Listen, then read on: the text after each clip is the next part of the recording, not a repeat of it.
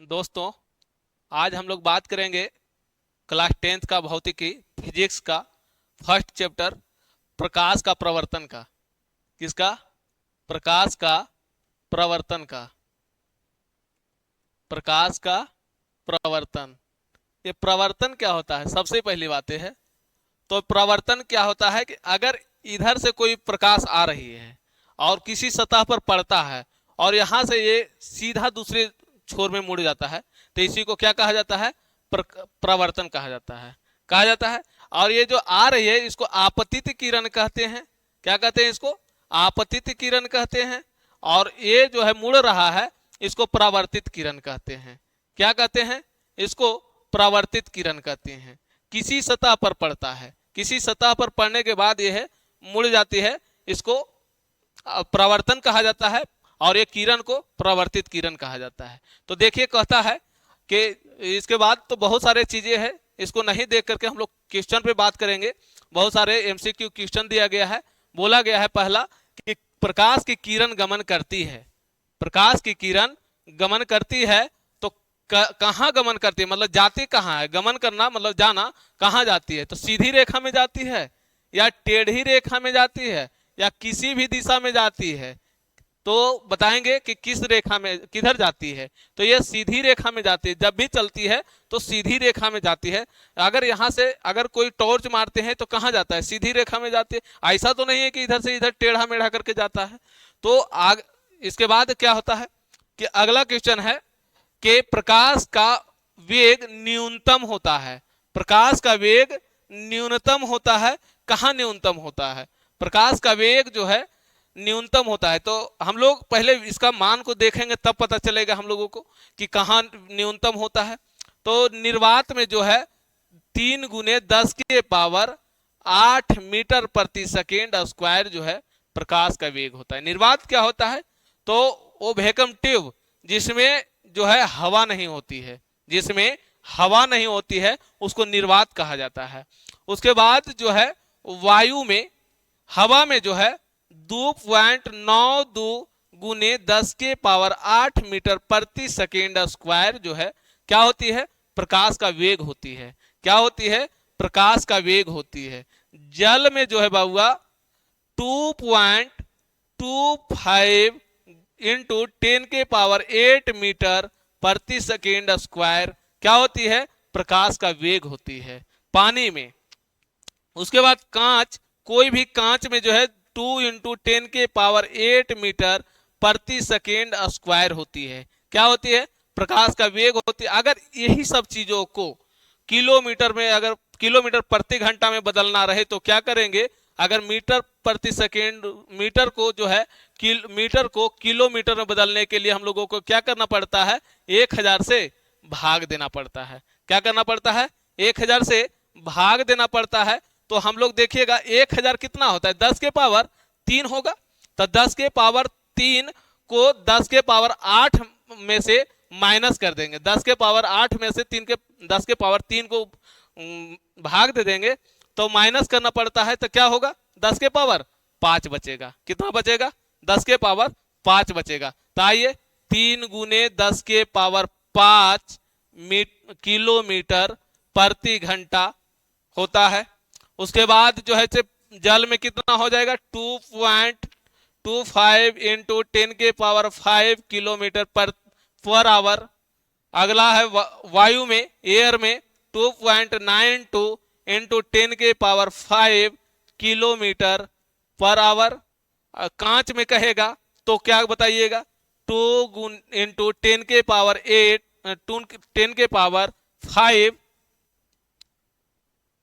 10⁵ kilometre per hour. आप बता तो सकते हैं आप लोग कि किसमें कम होगा? बताइए तो जरा कि प्रकाश का वेग न्यूनतम कहां होगा, सबसे कम कहां है? तो देखिए किलोमीटर में देखिए या तो मीटर प्रति सेकेंड स्क्वायर में देखिए। तो देखिए कांच में सबसे कम है। अगर सबसे ज्यादा पूछ दे, बोल दे कि प्रकाश में सबसे ज्यादा, प्रकाश का वेग जो है सबसे ज्यादा कहां होता है, तो सबसे ज्यादा कहां होगा? निर्वात में होगा। का सबसे प्रकाश का वेग जो है सबसे ज्यादा होगा कहां? निर्वात में। और सबसे कम कहां हो रहा है?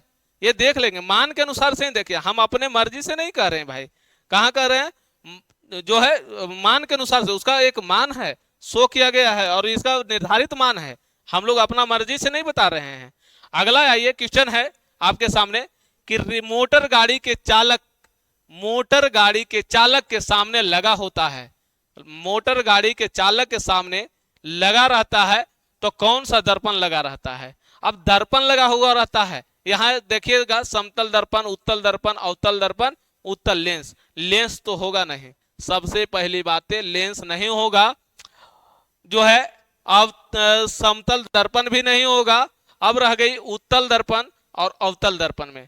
अवतल दर्पण जो होता है कभी प्रतिबिंब को आगे बनाता है, कभी पीछे बनाता है, कभी वास्तविक बनाता है, कभी काल्पनिक बनाता है, कभी सीधा बनाता है, कभी उल्टा बनाता है। तो इस तरीका से क्या होगा, प्रतिबिंब बनेगा। तो हम लोग अवतल दर्पण को नहीं लगा सकते हैं ड्राइवर के सामने। अगर ड्राइवर के सामने अवतल दर्पण को लगा दिए और कोई भी गाड़ी हो या व्यक्ति हो, और कोई भी गाड़ी व्यक्ति हो और पीछे से कोई वस्तु आ रहा हो, तो उसको देखना कि अगर इस तरीका से सीधा है और उसको उल्टा दिखाई दे दे तो क्या होगा, एक्सीडेंट करने का संभावना होगा या नहीं। ड्राइवर भाइयों इस बात से सचेत रहिएगा कि अगर अवतल दर्पण कहीं लगा दे कोई मिस्त्री इंजीनियर, उसको एकदम बहिष्कार करके क्या लगाना होगा आपको, उत्तल दर्पण लगाना होगा। क्या लगाना होगा, उत्तल दर्पण लगाना होगा। जब भी लगा रहेगा मोटर गाड़ी के चालक के सामने तो क्या लगा रहेगा, उत्तल दर्पण लगा हो रहेगा। और साइड मिरर के रूप में भी, साइड मिरर के रूप में भी उत्तल दर्पण लगा रहेगा, ना कि अवतल दर्पण। अवतल दर्पण लग जाएगा तो समझ लीजिए कि एक्सीडेंट होने की संभावना 101% बढ़ जाएगा भाई। क्या बढ़ जाएगा, एक्सीडेंट होने की संभावना नहीं बढ़ेगा। अगर साइड मिरर में जो है अवतल दर्पण लगा दिए हैं और इधर जो है गाड़ी आ रही है इस दिशा में, तो क्या बता देगा, कभी उल्टा दिशा में बता देगा, कभी बड़ा बता देगा, कभी छोटा बता देगा। अगर बड़ा बता दिया तो जैसे कोई गाड़ी आ रहा है पीछे से और वो गाड़ी जो है उस दर्पण में बड़ा दिखाई दे दे, तो आधा तो हार्ट अटैक से जो है मृत्यु हो सकती है, नहीं हो सकती। लगेगा कि हम पे हमारे गाड़ी के ऊपर चढ़ा दिया है, वो इस तरीका से लगेगा। इसलिए हमें क्या, मोटर गाड़ी के चालक के सामने क्या लगा रहता है, उत्तल दर्पण लगा रहता है। अगला है बात है कि मोटर कार के हेडलाइट में किसका प्रयोग किया जाता है। मोटर कार के हेडलाइट को बनाने में किसका प्रयोग किया जाता है, तो देखिएगा समतल दर्पण है, उत्तल दर्पण है, अवतल दर्पण है, उत्तल लेंस है। तो लेंस तो होगा नहीं, लेंस का तो प्रयोग इसमें होगा नहीं। जब भी होगा तो दर्पण का ही प्रयोग होगा। अब जो है समतल दर्पण भी नहीं होगा। रह गई बात उत्तल दर्पण और अवतल दर्पण। अब एक बात ध्यान रखिए कि जब भी उत्तल दर्पण लगेगा तो सीधा सीधा कोई भी वस्तु को अपने आप से छोटा बनाता है। क्या बनाता है, अपने आप से छोटा बनाता है। और हमेशा क्या बनाता है, काल्पनिक बनाता है। क्या बनाता है, काल्पनिक बनाता है। तो जो भी लगेगा मोटर गाड़ी के हेडलाइट में, तो वो जो है फोकसांतर को एक साथ दिखाने के लिए उत्तल दर्पण को अवतल दर्पण को लगा दिया जाता है। क्या लगाया जाता है, मोटर गाड़ी के हेडलाइट में अवतल दर्पण को लगाया जाता है। अगला क्वेश्चन है आपके सामने कि समतल दर्पण द्वारा प्रतिबिंब बना प्रतिबिंब कैसा होता है। समतल दर्पण द्वारा बना प्रतिबिंब कैसा होता है, तो आइए इस तरीका से हम लोग देखेंगे कि समतल दर्पण द्वारा बना प्रतिबिंब जो है इनमें से तो कोई नहीं होगा, फिर वास्तविक भी नहीं होता है, काल्पनिक होता है। क्या होता है, काल्पनिक होता है। दोनों की बात नहीं करना है भाई, जब भी बात करना है तो काल्पनिक का बात ही करना है। अगला कहता है लेंस की क्षमता का ईसाई मात्रक क्या होता है। लेंस की क्षमता का ईसाई मात्रक क्या होता है, ये जो है एंगस्ट्रम जो है तरंगदैर्घ्य का होता है। किसका होता है, एंगस्ट्रम जो है तरंगदैर्घ्य का होता है ईसाई मात्रक, और एंगस्ट्रम तरंगदैर्घ्य का होता है। उसके बाद जो है वेबर जो है इल्यूमेन जो है फ्लक्स का होता है, फ्लक्स का, और लक्स का वेबर होता है। किसका होता है, वेबर का एसआई मात्रक फ्लक्स होता है। तो अब यहां से आप लोग देख रहे हैं तो लेंस की क्षमता का एसआई मात्रक क्या होगा, तो डायऑप्टर होगा। किसका, लेंस की क्षमता का, लेंस का की क्षमता का। तो आप सभी ऑप्शन मार सकते हैं ए, क्या मार सकते हैं ये ऑप्शन। तो यहां से आगे बढ़ते हैं हम लोग क्वेश्चन की तरफ। अगला क्वेश्चन है आपका कि प्रकाश के किरणों का पथ दर्शाने वाले चित्रों को क्या कहा जाता है। प्रकाश के किरणों का पथ दर्शाने वाले चित्रों को क्या कहा जाता है।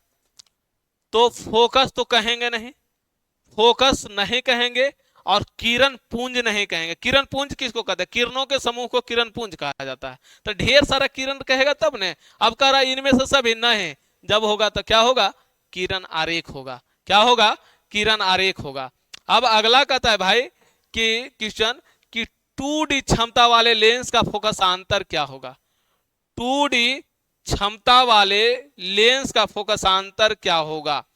तब 2D क्षमता वाले लेंस का फोकसांतर जो है, यहां से एक सूत्र बनता है हम लोगों के साथ कि आप लोगों के लिए देखिए कि D बराबर होता है 1/f। एक क्या होता है, सूत्र होता है। डायोप्टर बराबर 1/फोकसांतर क्या होता है। तो बनाया जाता है, इसको बनाने के लिए देखिए इस तरीका से बनाएंगे कि डायोप्टर बराबर 1/फोकसांतर, और देखिए 1D अगर किसी भी न्यूनतम, कोई भी नेत्र का न्यूनतम जो होता है क्षमता जो होता है 25 सेंटीमीटर होता है। कितना होता है, 25 सेंटीमीटर होता है। 25 सेंटीमीटर होता है। तो यहां से देखिएगा इसको अगर नहीं कुछ है तो बट्टा में क्या है, 1 है ना 1। अब इसको ये जो इस साइड भेज दे तो D बराबर क्या हो जाएगा, F हो जाता है। और यहां से 2D दिए हुए हैं। क्या दिए हुए हैं, 2D दिए हुए हैं। तो 2D और D का मान कितना, 1D का मान कितना होता है, कम से कम 25 सेंटीमीटर होता है, बराबर F। तो F बराबर क्या हो जाएगा, F बराबर 50 सेंटीमीटर हो जाएगा। तो देखिए तो इसमें 20 सेंटीमीटर तो होगा नहीं, 30 सेंटीमीटर होगा नहीं, 40 सेंटीमीटर नहीं होगा। तो क्या होगा, यहां से हम लोग देखेंगे कितना होगा, 50 सेंटीमीटर होगा। कितना होगा, 50 सेंटीमीटर होगा। उसके बाद अगला क्वेश्चन हम लोग देखते हैं कि किसी उत्तल लेंस का फोकसांतर अगर 50 सेंटीमीटर है, किसी उत्तल लेंस का फोकसांतर 50 सेंटीमीटर होता है तो उसकी क्षमता क्या होगी, उसकी क्षमता क्या होगी। तो D/F पर हम लोग फिर चलते हैं। देखिए अब जो है 50 फोकसांतर F दिए हुए है और D पूछ रहा है। क्या पूछ रहा है, D पूछ रहा है। फोकसांतर 50 दिए हुए है और इस सेंटीमीटर में दिए हुए है। अगर कोई भी सेंटीमीटर को मीटर में बदलने के लिए 100 से क्या किया जाता है, भाग दिया जाता है। तो भाग देंगे इसमें 100 से, क्या देंगे, भाग देंगे 100 से। तो ये बड़का बट्टा है और बड़का बट्टा के नीचे बट्टा, तो नीचे वाला ऊपर चला जाता है। तो देखिए D से भाग देते हैं तो 1/50 गुने 100/1, 100/1। यहां से 50 दूनी 50, कितना आ जाएगा इसका डू, आजा। ये प्लस में आया या माइनस में आया, ये प्लस में आया। क्यों, क्योंकि यहां से कोई माइनस का कोई चर्चा नहीं किया गया है, क्योंकि हम लोगों को किसी का क्षमता निकालना था। तो यहां से प्लस 2D इसका आंसर हो जाएगा। क्या हो जाएगा, 2D प्लस में क्षमता हो जाएगा 2D। तो यहां से देखिए ये नहीं होगा, प्लस में 5D नहीं होगा, माइनस में 5D नहीं होगा, और माइनस में 2D भी नहीं होगा। होगा क्या, प्लस 2D। क्या होगा, प्लस 2D होगा। अगला कहता है प्रकाश के किरणों के समूह को क्या कहा जाता है, प्रकाश के किरणों के समूह को क्या कहा जाता है। तब हुआ देख लीजिए कि प्रकाश के स्रोत कहा जाता है। नहीं, प्रकाश के स्रोत तो जैसे टॉर्च हो जाए, या तो सूर्य के प्रकाश, सूर्य हो जाए, या तो बहुत सारे जिससे उसका प्रकाश निकलता हो। तो क्या प्रकाश के किरणों का समूह बताया जा रहा है। अब किरण का समूह ऐसे भी हो जाए, ऐसे जैसे जैसे भी रहे किरण का समूह, या तो इस तरीका से निकलता हो, फैलता हो, जैसे भी निकले, लेकिन वहां से निकलना चाहिए, किरण निकलना चाहिए। तो या तो प्रदीप, क्या अगला कहता है प्रदीप्त तो होगा, ये तो जलता है, तो जलने वाला थोड़ा न कह रहा है। पर किरण क्या, ये तो किसी पर पड़ने के बाद वो भागता है, तो ये थोड़ा ना है। नहीं, जब होगा तो क्या होगा, किरण पुंज होगा। क्या होगा, किरण पुंज होगा। अगला क्वेश्चन कहता है बाबू कि उत्तल लेंस की क्षमता होती है, कैसन होता है बाबूआ? उत्तल लेंस की क्षमता जो है किस तरीका से होता है, तो देखिएगा उत्तल लेंस लेंस लेंस किस जो है अपवर्तन चैप्टर का है, चैप्टर अपवर्तन का है। और देखिएगा कि लेंस जब भी होता है तो उत्तल लेंस की बात है, जो भी मेन वहां लेंस होता है उत्तल लेंस होता है। और किरण में जो है अवतल दर्पण, दर्पण में जो है अवतल दर्पण मेन होता है। तो यहाँ उत्तल दर्पण मेन है, तो इसका मतलब क्या है, ये धनात्मक होता है। इसकी क्षमता क्या होती है, धनात्मक होती है। और ये अवतल लेंस की क्षमता क्या होती है, तो ऋणात्मक होती है। क्या होती है, जब उसका ऐसा हो, लाजमी बात है कि उत्तल लेंस की क्षमता धनात्मक है तो इसका क्या होगा, ऋणात्मक होगा। उल्टा वाली बातें चल रहा है। तो अगला क्वेश्चन कहता है बउआ कि उत्तल लेंस को क्या कहते हैं, उत्तल लेंस को क्या कहते हैं?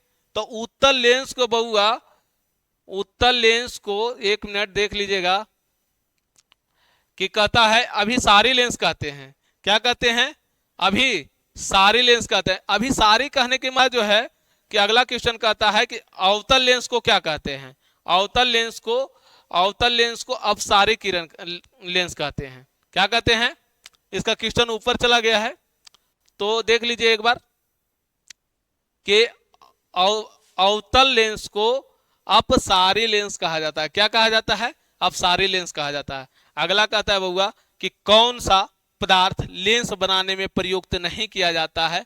कहता कौन सा पदार्थ लेंस बनाने में नहीं उपयोग किया जाता है?